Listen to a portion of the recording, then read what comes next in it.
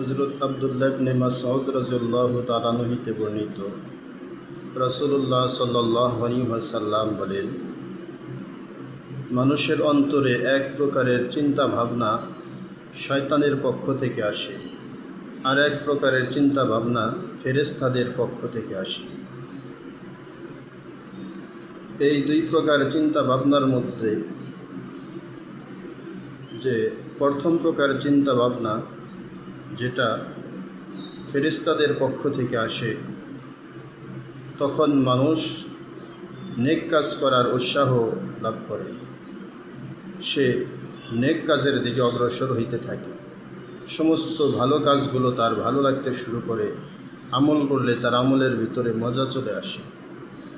এটা হলো ফেরেশতাদের পক্ষ থেকে যেই চিন্তা ভাবনা মানুষের অন্তরে এসে থাকে। দ্বিতীয় প্রকারের চিন্তা ভাবনা হলো যা শয়তানের পক্ষ থেকে আসে। এই প্রকারের চিন্তা ভাবনা আসার পর মানুষ শুধু গুনাহের দিকে ধাবিত হইতে থাকে, গুনাহের কাজে সে লিপ্ত হইতে থাকে। তখন একজন মানুষের উচিত যে সে আল্লাহ তাআলার কাছে এই শয়তান থেকে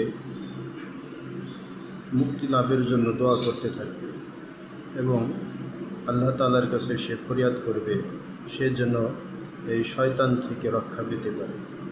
আর যখন ফেরেশতাদের থেকে কোনো চিন্তা ভাবনা মানুষের অন্তরে আসে, তখন এটার শুকরিয়া আদায় করবে যে আল্লাহ রব্বুল আলামিন যেন তাকে সত্যের ওপর মৃত্যু পর্যন্ত অটল এবং অবিচল থাকার তৌফিক দান করে। তো আল্লাহ তাআলা আমাদেরকে এই প্রথম প্রকারের যেই চিন্তা ভাবনা ফেরেশতাদের পক্ষ থেকে আসছে, এই প্রকারের চিন্তা ভাবনা হতে আমরা যেন সত্য এবং সঠিক পথে, ন্যায়ের পথে সারা জীবন চলতে পারি, সেই তৌফিক আমাদেরকে দান করুন। আর